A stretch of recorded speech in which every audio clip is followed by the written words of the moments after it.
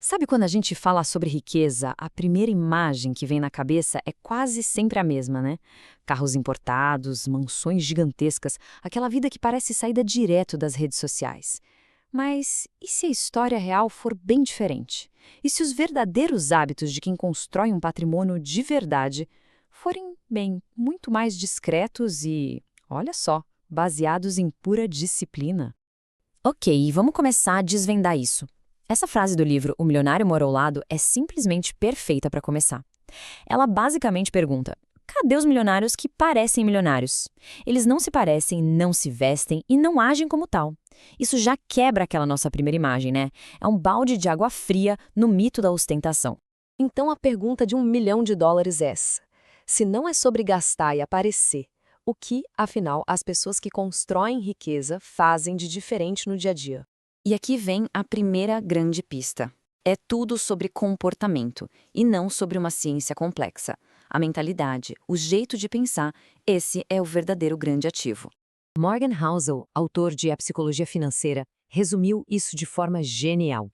Ele diz que o sucesso com dinheiro não é uma ciência exata, mas sim uma habilidade comportamental.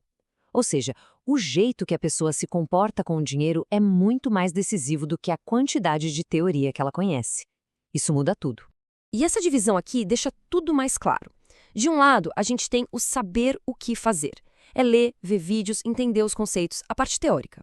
Do outro lado, a gente tem o realmente fazer, que é o quê? É automatizar a poupança, é controlar os gastos, é ter a disciplina de seguir o plano. Adivinha qual lado da riqueza é construída? Exato, é na ação. E o ponto final aqui é este: a construção de patrimônio acontece no dia a dia. Não é numa grande tacada de sorte, no momento épico. São os pequenos hábitos repetidos todo santo dia que, no final das contas, criam um resultado gigante. Beleza. Se é sobre comportamento, por onde a gente começa? Vamos para a segunda parte. Um plano para ter o controle. Um esquema simples, mas super eficaz para dar os primeiros passos. E o método bem famoso e que funciona é a regra 50-30-20.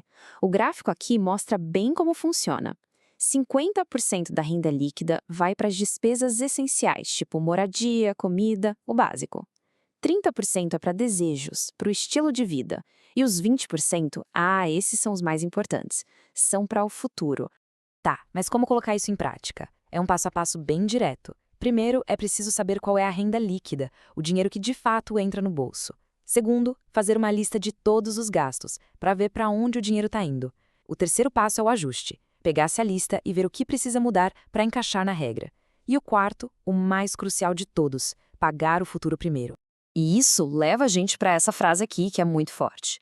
A maioria das pessoas poupa o que sobra. Os ricos gastam o que sobra.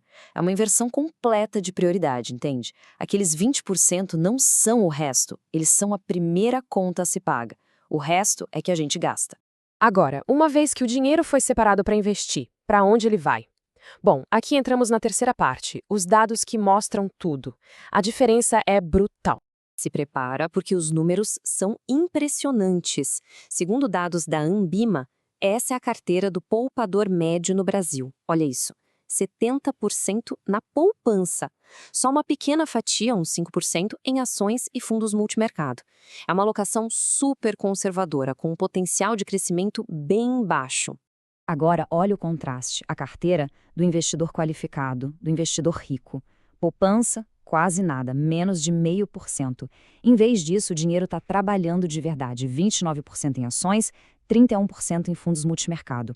A diferença não é só quanto dinheiro se tem, mas onde esse dinheiro está alocado.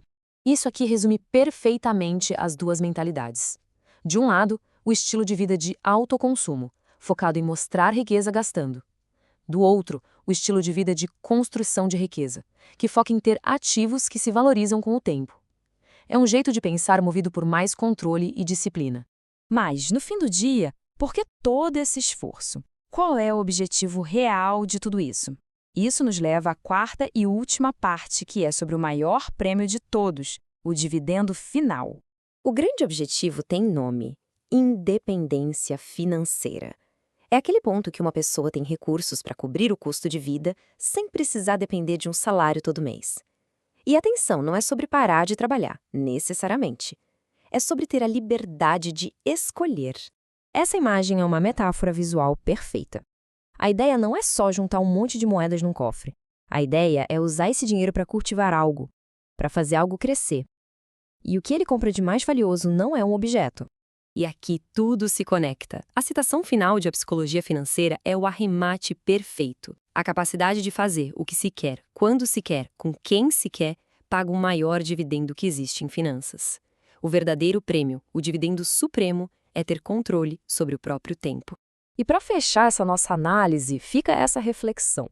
Qual é aquele único hábito que, se iniciado hoje, pode começar a comprar de volta o bem mais precioso que existe, que não tem preço? O tempo.